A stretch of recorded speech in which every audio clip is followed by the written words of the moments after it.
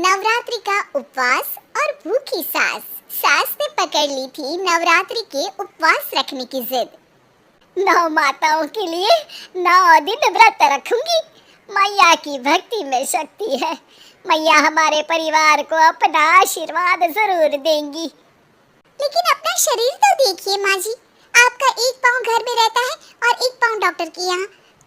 फिर से बीमार हो गई तो जय माता दी के साथ राम नाम सत्य भी।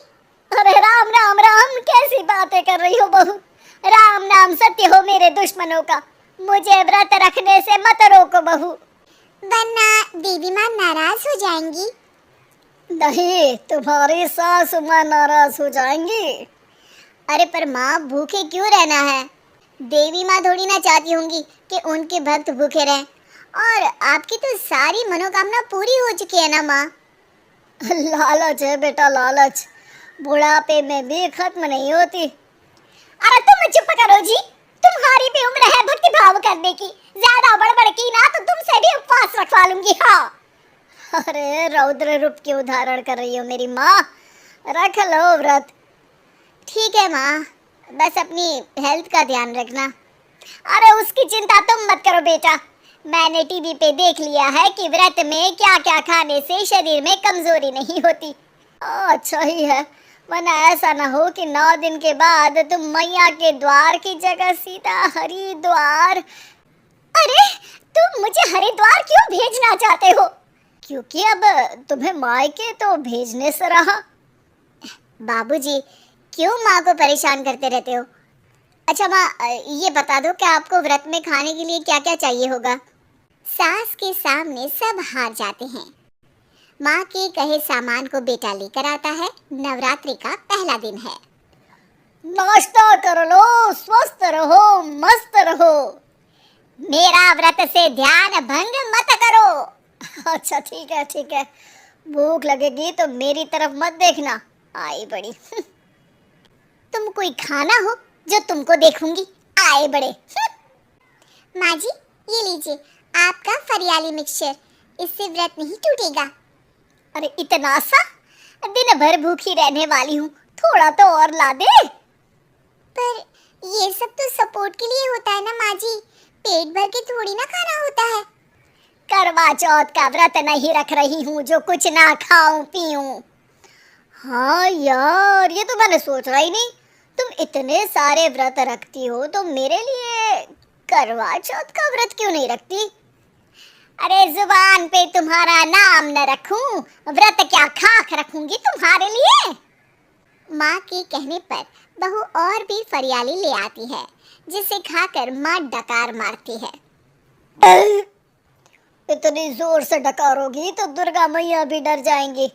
तुमने तो उनके शेर से भी तेज आवाज निकाल दी। अरे शेर के जैसा पंजाबी मारती हूँ मैं, देखना चाहोगे? तुम्हें पता है ना, व्रत रखते समय हिंसा वाली बातों से, विचारों से और बुरी चीजों से दूर रहना चाहिए। सही कहा, बुरी चीजों से दूर रहना चाहिए। इसीलिए तो तुमसे दूर जा रही हूँ, दूसरे कमरे में। सास ने कई सारी ऐसी चीजें खाई जिनसे व्रत ना टूटे। बहू, सब्र का फल मीठा होता है। इसका मतलब ये थोड़ी है कि तू मुझे शाम तक फल नहीं खाने देगी। माँ जी, 1 घंटे पहले ही तो आपने इतना सारा।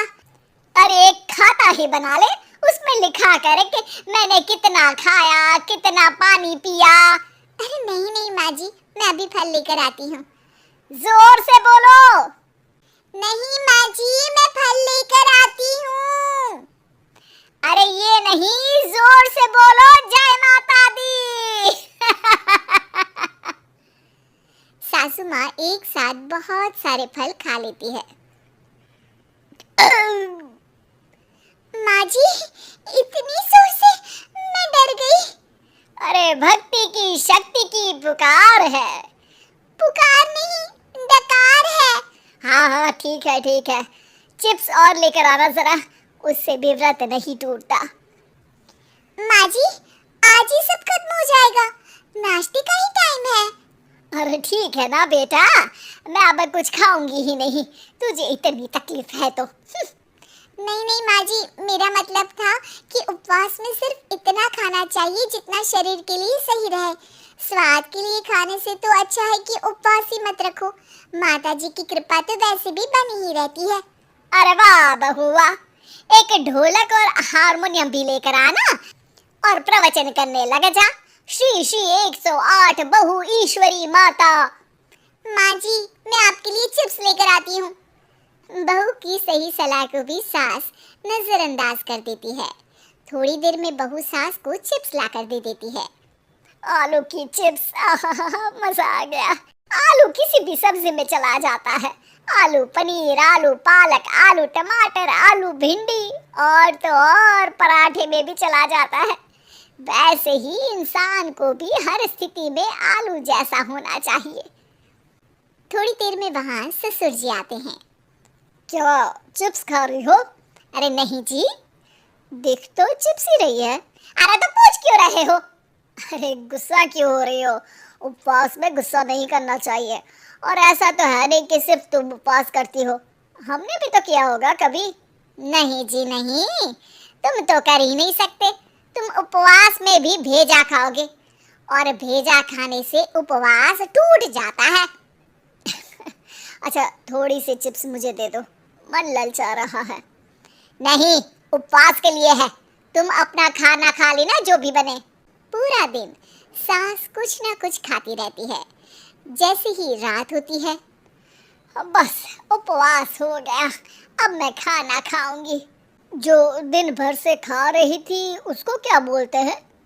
बाबूजी, क्यों माँ को परेशान करते रहते हो? अरे लड़के, तेरी माँ दिन भर से इतना खा चुकी है कि देश में भूखमरी की समस्या इसी की वजह से बढ़ रही है। और खाने की दिक्कत नहीं है, कितना भी खाए, लेकिन सेहत इधर उधर होती रहती है। कुछ ऊपर नीचे हो गया तो तेरी माँ खाने के बाद हाथ धोएगी और तू अपनी माँ से हाथ धो बैठेगा। अरे इत्तू सा तो खाया था, उपवास भी ना तोड़ू क्या? ठीक है, नहीं खा रही बस। अरे बहू, तुम ही बताओ, ये इत्तू सा मतलब कितना खाया है इसने? ना जी ना, मैं कुछ नहीं बोलूंगी। खाना दे रहे हो या नहीं, या 9 दिन बिना जल के उपवास रख लूं? देने के लिए धमकी अच्छी है, सुनने में भी डरावनी लग रही है, पर जैसे तुम्हारी जुबान में स्वाद का खून लगा है ना, तुम भूखी नहीं रह पाओगी। मैं कसम खाती हूँ जी। अरे देखो, कसम भी खाओगी तुम। अरे कुछ और दे दो इसको खाने को। ये ले, दाल चावल खा ले बस। डॉक्टर भी कहते थे कि माँ को आए दिन पेट से जुड़ी समस्या रहती है। बस इसी के लिए घर वाले पहले उन्हें उपवास नहीं करने दे रहे थे, लेकिन जब उपवास करने दिया तो माँ ने इतना फरियाली खाया कि घर वालों की चिंता बढ़ा दी। और जैसा कि घर वालों को डर था, अगले दिन उनकी तबीयत खराब भी हो गई। डॉक्टर को बुलाना पड़ा। अरे जितनी बार आप बीमार होते हो उस हिसाब से तो मुझे एक क्लिनिक आपके घर में ही खोल लेना चाहिए। या फिर क्लिनिक में ही इनका एक अलग कमरा बनवा देते हैं डॉक्टर साहब। बाबूजी, पिताजी, मेरे जनक, क्यों हमेशा मजाक करते रहते हो? डॉक्टर साहब, माँ का पेट खराब है। क्या खाया था? जो मिला, जो दिखा, सब कुछ। अरे बस भी करो जी। बस तो तुमको करना था खाते वक्त।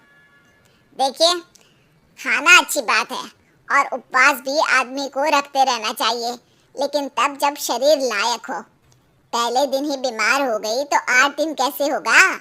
आप व्रत मत रखो और खाने पीने पे ध्यान दो। मैं गोलियां दे रहा हूँ। आप भी कुछ खाने को ही दे रहे हो? हाँ, इससे जल्दी ठीक हो जाएंगी, समझ गई आप? अब तो ठीक ही होना है ना मुझे। जोर से बोलो। जय माता दी, जय माता दी।